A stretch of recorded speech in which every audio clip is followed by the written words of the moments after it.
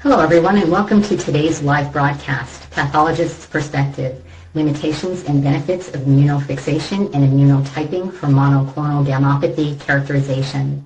It is presented by Daniel L. Hood, MD. We are excited to bring you this educational web seminar presented by LabRoots and sponsored by Sabia. Sabia is the world's leading provider of clinical protein electrophoresis equipment and reagents, a technology used for in vitro diagnostic testing.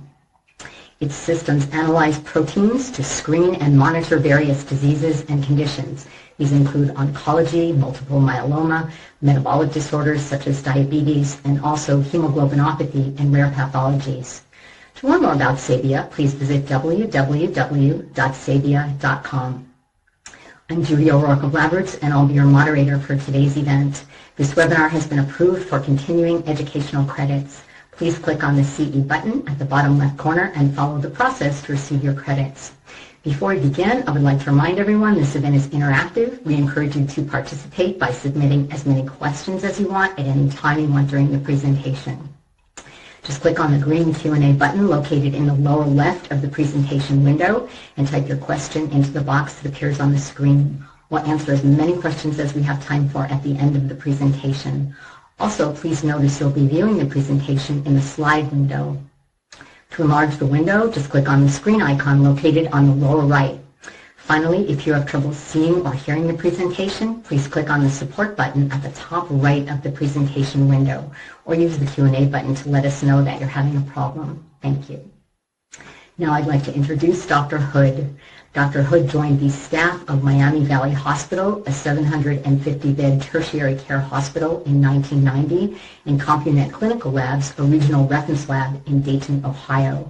Since 1997, he has been medical director of the clinical labs at Miami Valley Hospital and the CCL lab. During his career, he has been on the boards of Miami Valley Hospital, Premier Health Hospital System, Community Blood Center, Community Tissue Services, the Ohio Society of Pathologists, and the Joint Restoration Foundation. He has also served as the System Pathology Chair for the Premier Health Hospital System. Over 5 years ago, Dr. Hood transitioned the lab's protein electrophoresis from gel-based to capillary zone electrophoresis. His complete bio is found on the LabRoots website. Please join me in welcoming Dr. Hood. I will now turn the presentation over to him.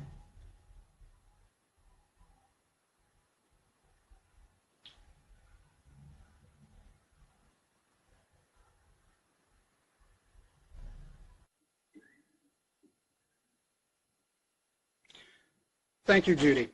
This afternoon, I'd like to give our experience and our views on the differences and the benefits and limitations of the two common technologies used today in characterizing monoclonal gammopathies.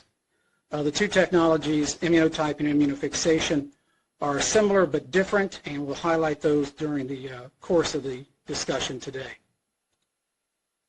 A little bit of background on our practice.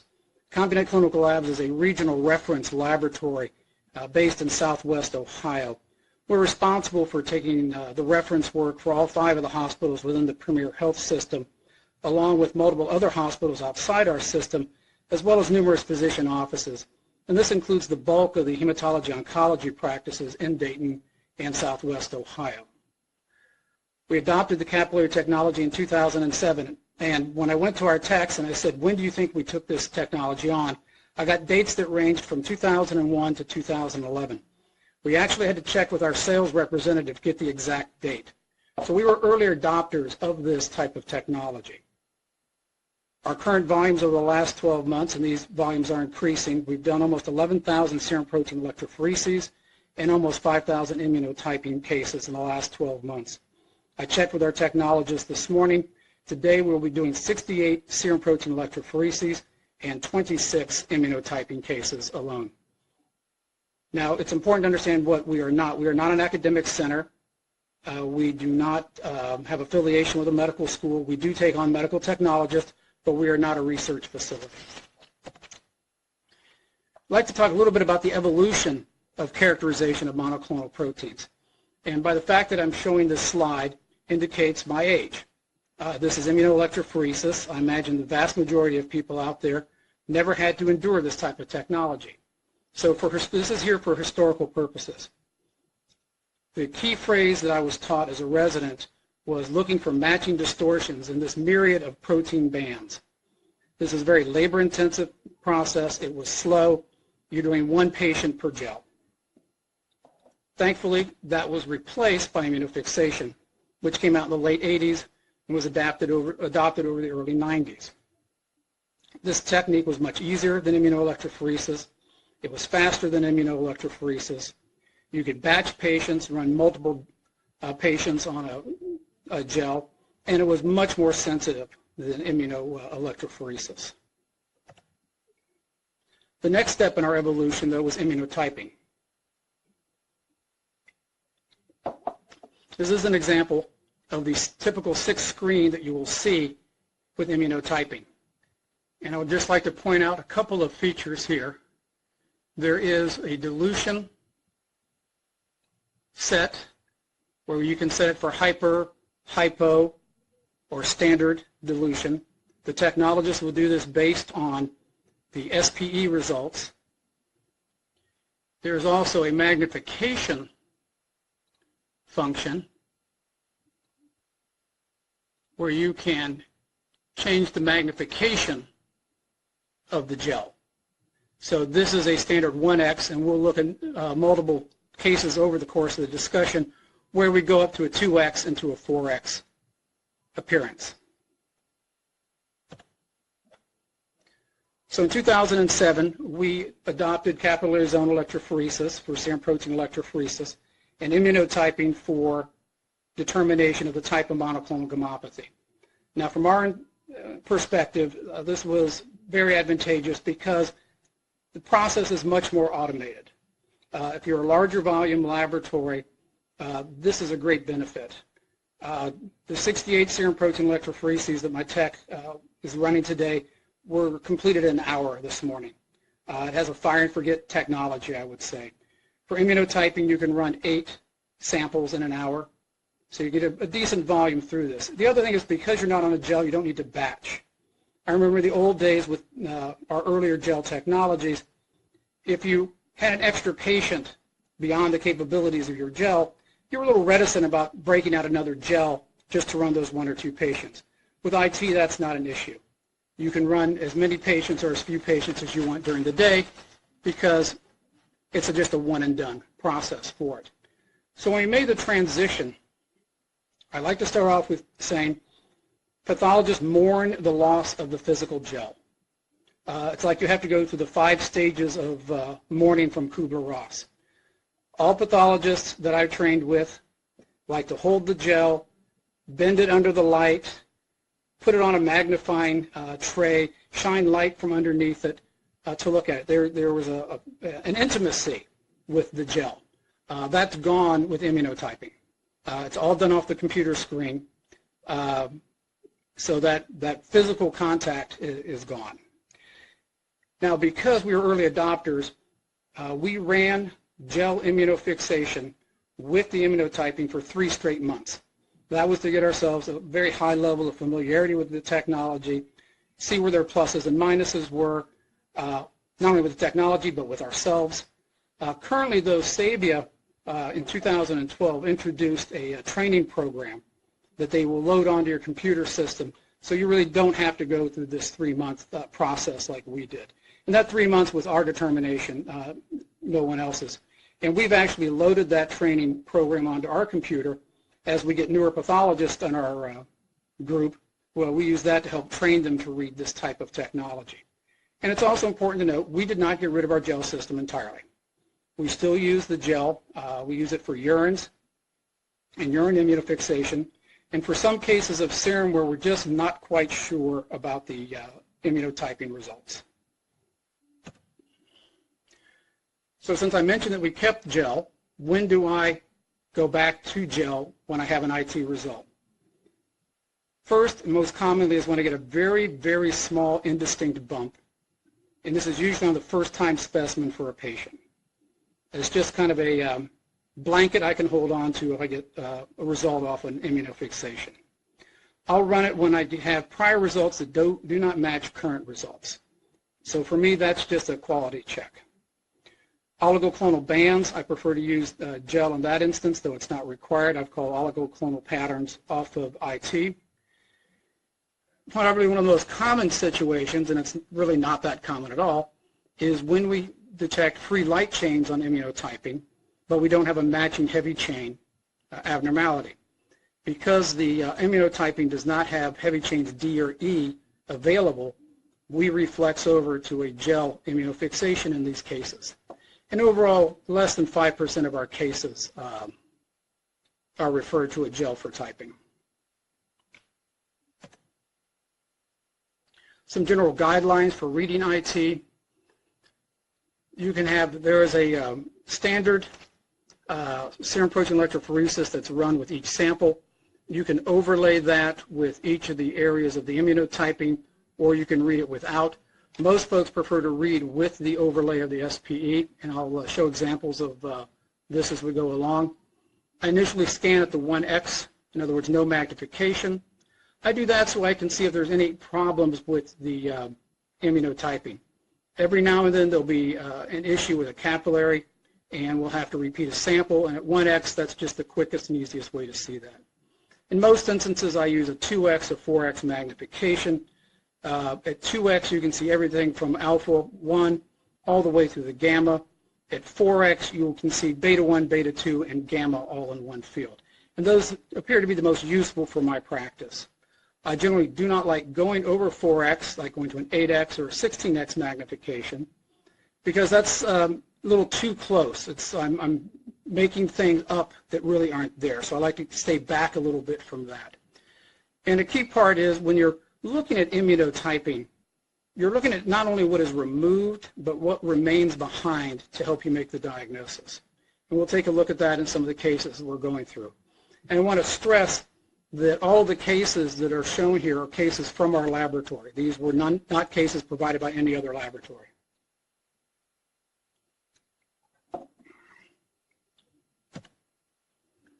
We always want to control whether we're running the gel or we're running the IT.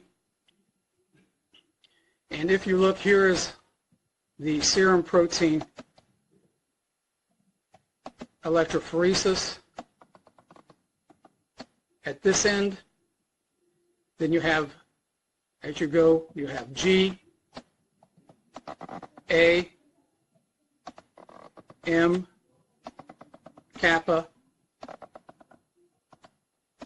and lambda added to each of the tubes. And you get a binding of these anisera to the proteins. They are then removed away from the peaks. So when we're looking at this case, we can see the farthest peak here was IgG, and its corresponding light chain was lambda.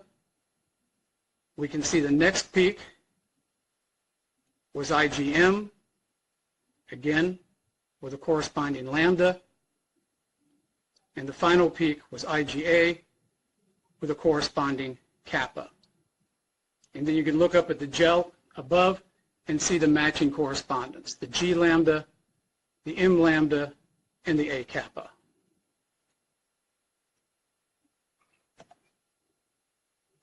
A normal patient, and invariably when people look at their first normal patient on here, their answer is this is monoclonal IgG kappa.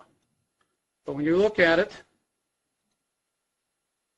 here's our SPE lay with no abnormal peaks. Here's the G, and you can see there's a large loss of G right here. But this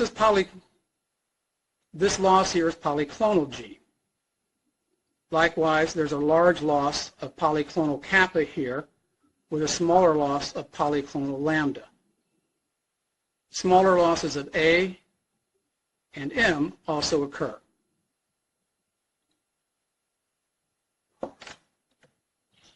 And this is the corresponding gel for this patient, showing the classic broad fuzzy bands we see in a normal patient.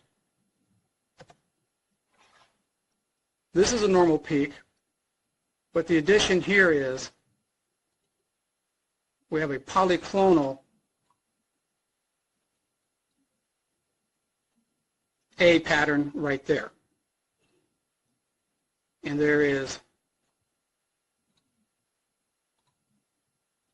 equal 2/3 loss of kappa, 1/3 loss of lambda in the G region. So this is a polyclonal A pattern.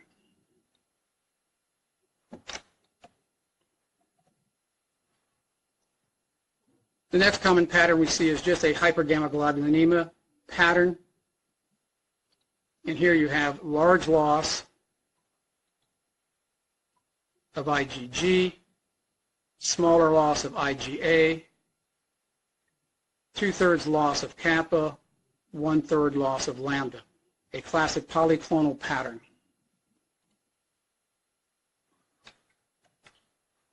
And again, the corresponding gel pattern that we're used to seeing. Now this is a case of a biclonal with and without the superimposition of the electrophoresis, the serum protein electrophoresis. So here we've got the biclonal peak. We're not doing the overlay. With the IgG we lose one of the peaks. With IgA we lose neither of the peaks. With M we lose a peak. With both kappa and lambda we lose a peak. But without the overlay, it's a little difficult to see what exactly was lost. So when we include the overlay with the lighter colored line, here we've lost the IgG in this peak. We've lost the kappa in the corresponding peak. So that's our G kappa. The taller peak was lambda and IgM. So we have an IgM lambda and an IgG kappa pattern. This again is a 1x. These peaks are large enough that a magnification really isn't necessary.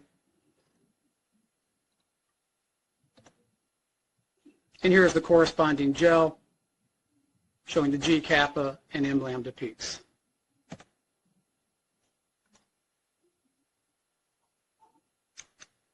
This is a case shown at 2x magnification. We've lost the albumin, it's out of the field. Here's the electrophoresis pattern here.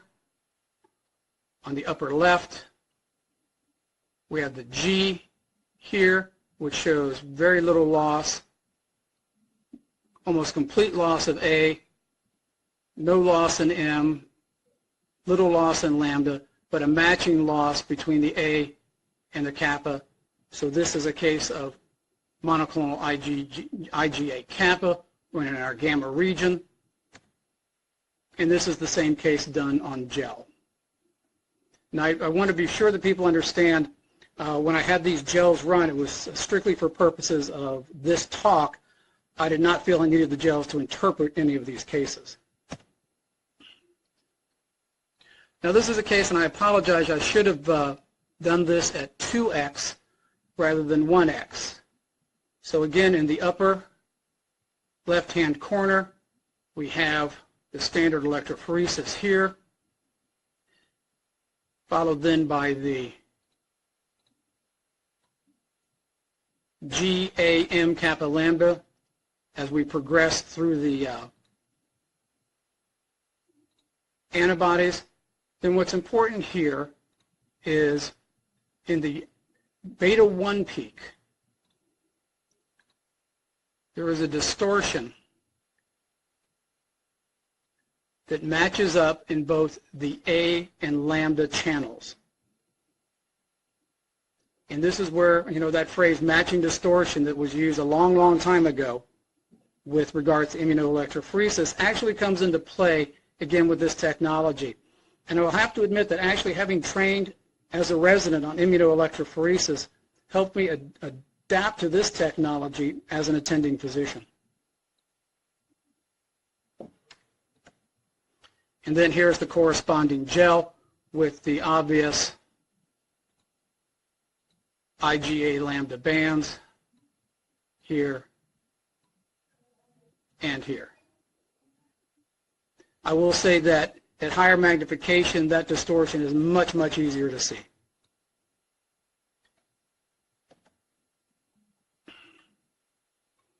This is an instance of a small IgM kappa.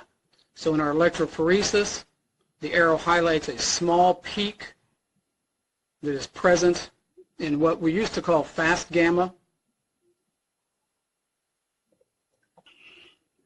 When you look at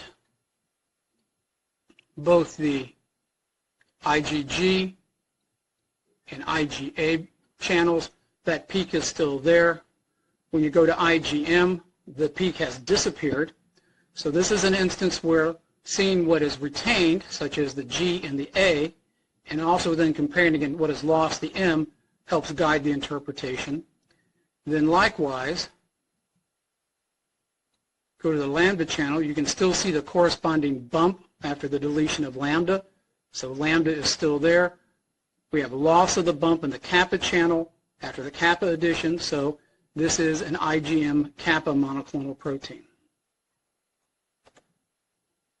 And again, the gel highlighting the M and the kappa.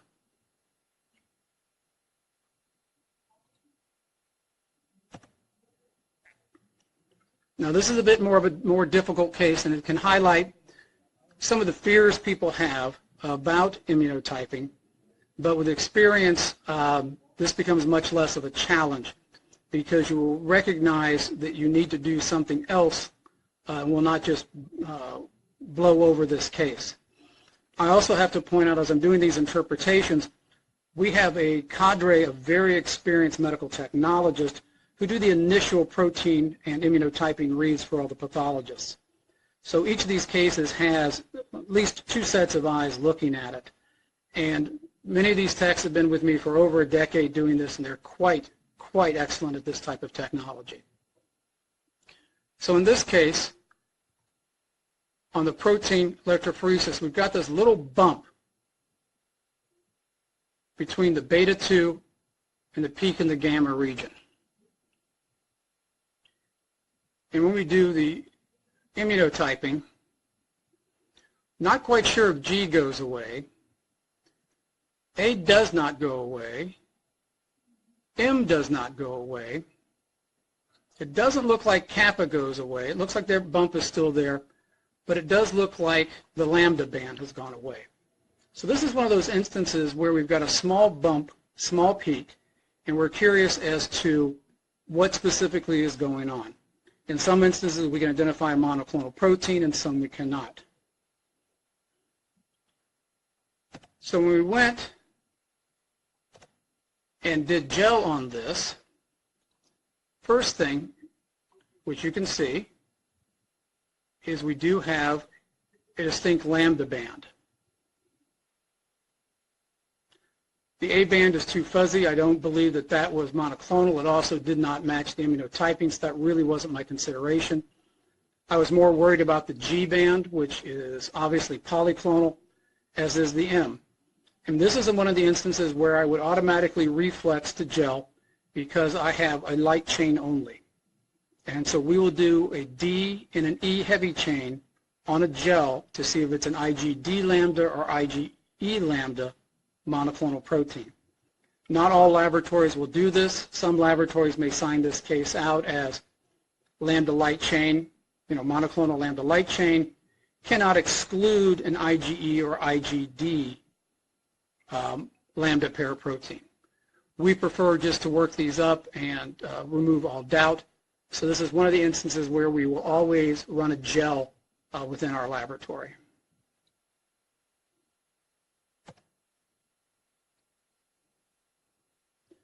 Now this is I'm going to show 2 examples of what can be a problem but is not necessarily a problem in immunotyping.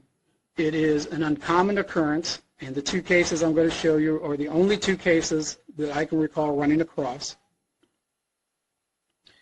In this instance, and the arrows highlight out, we have the obvious peak here on our SPE. When we look at G, the peak remains. When we look at kappa, the peak remains. And when you look at lambda, the peak has gone away. So very high confidence level, this is a lambda light chain restricted paraprotein. But if you notice, A and M look virtually identical, with both having loss of the peak. This is a phenomenon known as Cosubtraction. And this is an instance where I would run a gel to confirm one of the two heavy chains. And in particular, this was a patient that was a known IgM lambda. And this is an instance where my current results didn't exactly match my historical results. So we would go in and do a gel on this patient. And in this instance, it's an obvious IgM lambda. IgA is obviously polyclonal. This is a phenomenon known as cosubtraction, and like I said, this is very uncommon. Here's another case. We have a fairly substantial polyclonal peak here. You have polyclonal loss of IgA in this big group. You have loss of polyclonal kappa and polyclonal lambda here. You've got a matching loss of IgA and a matching loss of IgM, along with a loss of kappa. And you can make out right here there's this small bump, or a small band, is what we used to call it under protein electrophoresis, on gel, between the beta 2 and the gamma.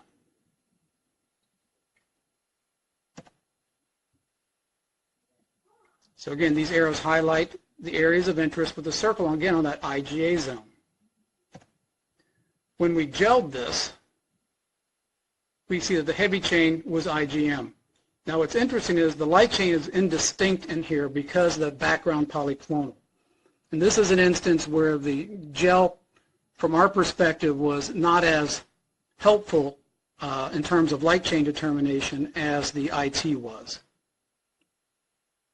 Now, there is a dilutional setting you can make in your instrument to address this situation. The instrument has a hypergamma standard and hypogamma dilution, but it also has a fourth dilution called optimizer. And optimizer is only to be used as a secondary method in cases where you run into cosubtraction. If you run optimizer on this case, it would remove the need to run a gel because that takes care of the issue of cosubtraction. And from our perspective, anytime you can avoid running a gel, it's to your advantage because running a gel delays your case by an additional day. And as we are familiar with, gels have their problems as well. And one of them has to do with application point issues.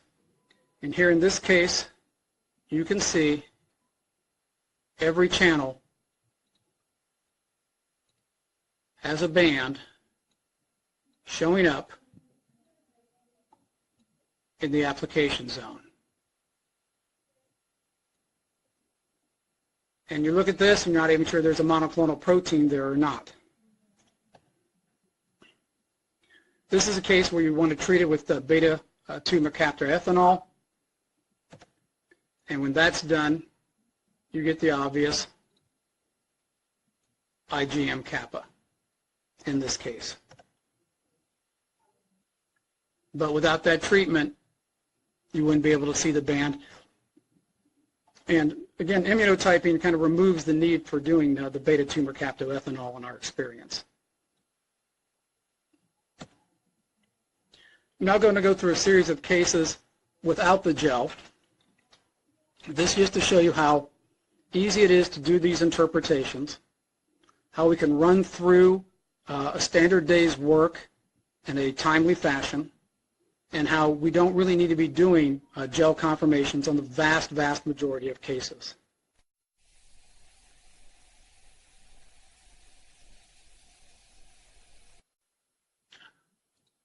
Okay, in this case, we have a prominent band in the beta 2 region on the serum protein electrophoresis. IgG is not subtracted from this band, though it is subtracted from the polyclonal G in the gamma fraction. A is only minimally subtracted in a polyclonal fashion, as is lambda. But you can see a very clear loss of IgM and a very clear loss of kappa. So this case represented a monoclonal IgM kappa in the beta 2 region. Another example here, on the SPE, we see this peak in the what we used to call slow gamma region, and by immunotyping, there is no loss of M, no loss of A in the peak, though in the beta 2 region there's the classic polyclonal loss, but both IgG and kappa demonstrate losses of that peak. So this is an IgG kappa monoclonal. Now what's important to notice also is there is a large monoclonal component that was also removed. So here is your 1/3 loss lambda and 2/3 loss kappa for a classic polyclonal pattern. So this is a monoclonal IgG kappa superimposed on a polyclonal background.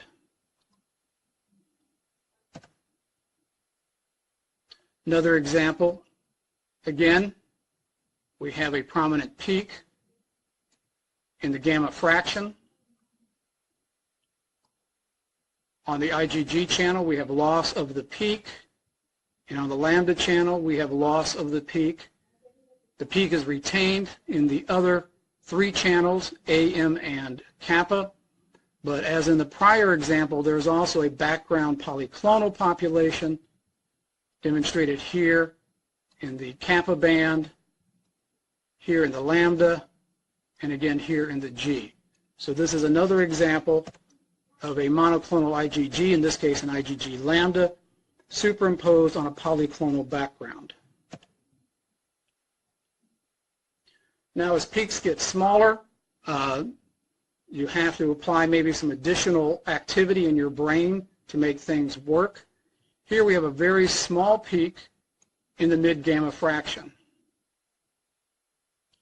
Also, you might notice that the alpha 1 and alpha 2 regions are somewhat prominent. So this may be an ongoing acute phase reaction. So you may be thinking maybe that's CRP, maybe some immune complexes. When you do the immunotyping,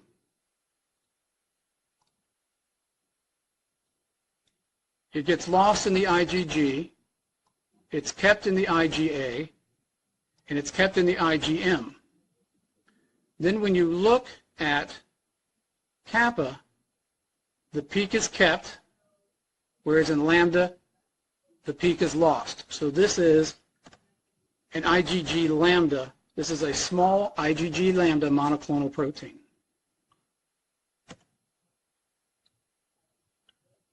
Another example of a prominent beta 2 peak.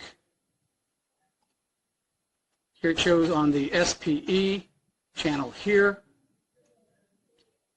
Then the peak is lost in the IgG, lost in the kappa, retained in the other 3 channels. So this is a very simple and easy IgG kappa protein, highlighted here by the permanent arrows in the slide.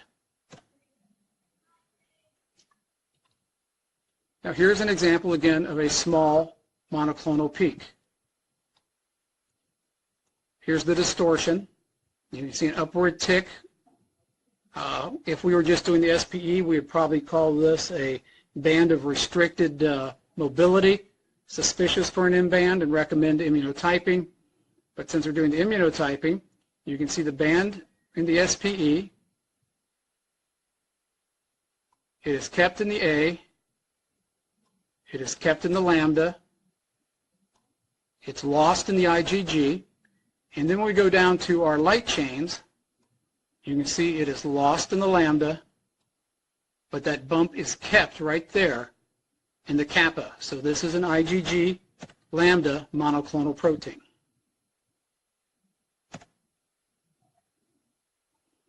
This is one where I get to use my favorite phrase of matching distortions. So here we have an instance on the SPE where the beta 2 band looks a little distorted. It doesn't have its same symmetry. An asymmetry in your beta 1 and beta 2 peaks is always a good clue to go looking in those regions. So when we put in the IgG or IgM, it maintains that same distorted look. The subtraction, though, in A and kappa is identical. So this is an IgA kappa monoclonal protein in the beta 2 region. And I got to use my phrase, matching distortions.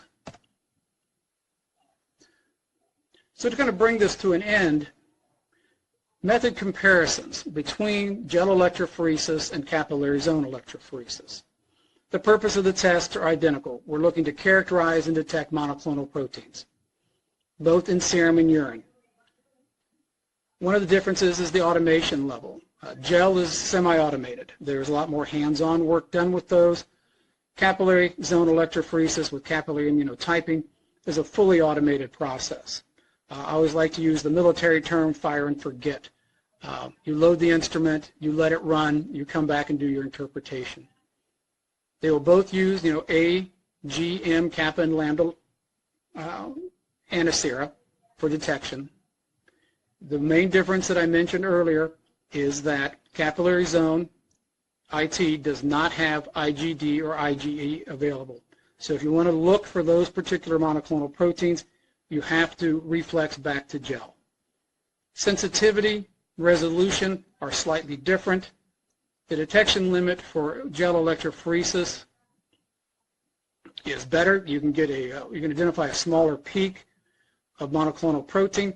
And part of the reason there is, the methodology itself. When you're looking at gel immunofixation, you're adding something to identify the protein. You create this complex which magnifies the presence of the band. When you're looking at capillary electrophoresis immunotyping, you're subtracting, so you don't get that additional level of sensitivity. However, the level of sensitivity is quite good, and you can go back and look at the CAP surveys, for instance, and see the comparability between the two. Based on resolution, capillary zone electrophoresis, because of the higher voltages employed, gives a much higher level of resolution. I will say that in your initial period, that takes also a little bit of getting used to, because lines that may have once been very smooth are now maybe a little bumpy. And you just have to train your brain to realize and kind of smooth out the bumps for yourself. But again, we find the resolution and the detection limits to be very comparable between the two. We find the automation level much higher with capillary electrophoresis, and that's been our main driving force. So from my perspective, they're both complementary technologies. As I mentioned, IT works through subtraction, immunofixation works through addition. However, for our laboratory, because of the volume, we went with capillary zone electrophoresis.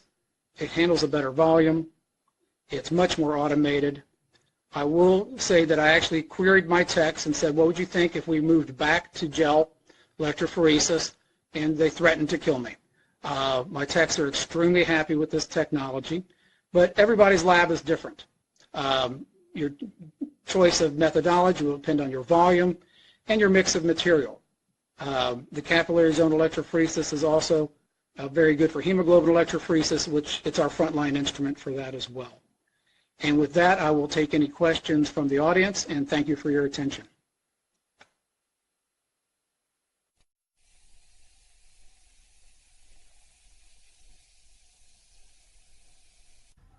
Thank you, Dr. Hood, for that informative presentation. It's time for Q&A.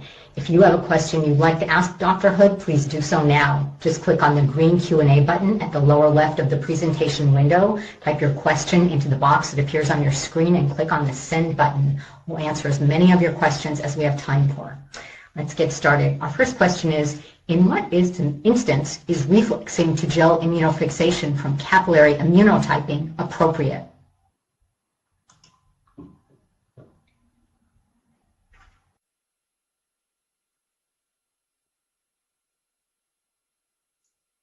The only instance which I automatically reflex to gel immunofixation from capillary zone immunotyping are cases where I have a light chain that is restricted, is monoclonal, but I don't have a matching heavy chain abnormality. In these instances, I go to gel immunofixation to rule out an IgD or IgE monoclonal protein. I know some laboratories will put out a caveat saying we have light chain restricted, say lambda light chain. We can't prove whether there is an IgE or IgD heavy chain associated with it. In other instances, if I've just got a day of unsureness about me, I will reflex to an immunofixation. Those are usually small, very indistinct abnormalities, and currently right now we run less than 5% of reflexing to immunofixation. Next.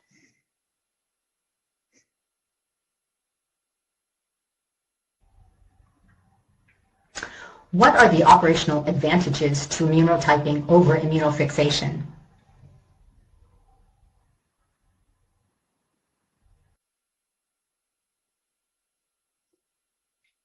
Well, the prime advantage is the level of automation that's present with capillary zone electrophoresis. You can load any number of patient specimens that you have. The throughput is quite good at 8 specimens an hour. At the same time, you don't have to worry whether you're going to have to run a second gel because of the number of specimens, or do you have to hold cases over to the next day because you've exceeded the number of slots available on a gel. So for us, it's the level of automation in combination with the throughput of the instrument. Next.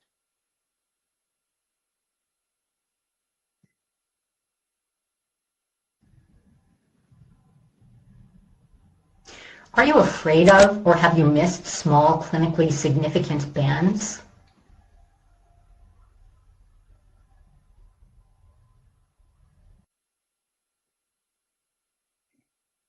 Well, I think every pathologist is afraid they've missed something sometime during their career.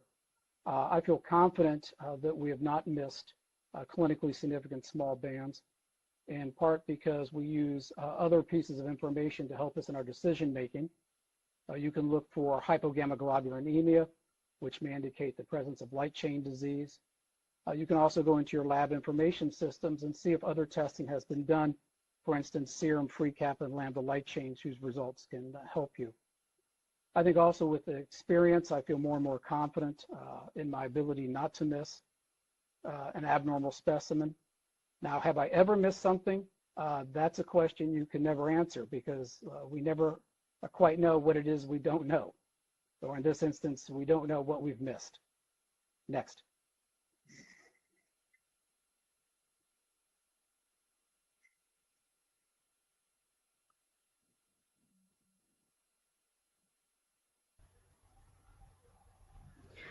I would like to once again thank Dr. Hood for his presentation. Do you have any final comments?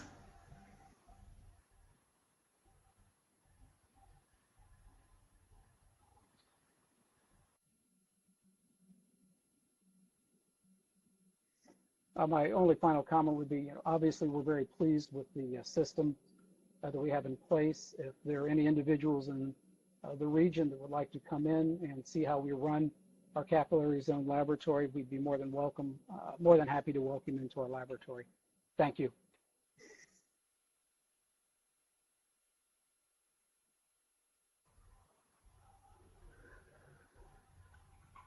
Thank you once again. I would also like to thank our sponsor, Savia, for making today's educational webcast possible. This webinar has been approved for continuing educational credits. Please click on the CE button at the bottom left corner and follow the process to receive your credits. Before we go, I want to let everyone know that today's webcast will be available for on-demand viewing through June 2018. You'll receive an email from LabRoots letting you know when this webcast will be available for replay. Please share that announcement with your colleagues who may have missed today's live event. That's all for now. Thank you for joining us. We hope to see you again soon. Goodbye.